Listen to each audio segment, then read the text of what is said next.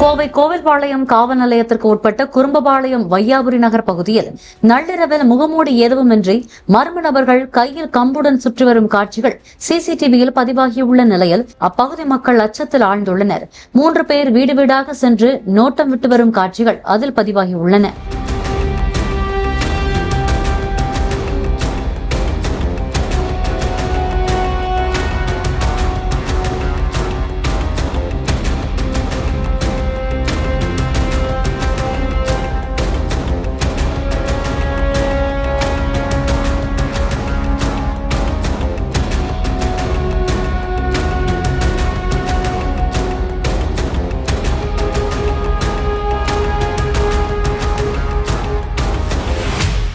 Play store மற்றும் app ஸ்டோரில் இருந்து பாலிமர் செயலியை QR கோடு மூலம் பதிவிறக்கம் செய்யுங்கள்.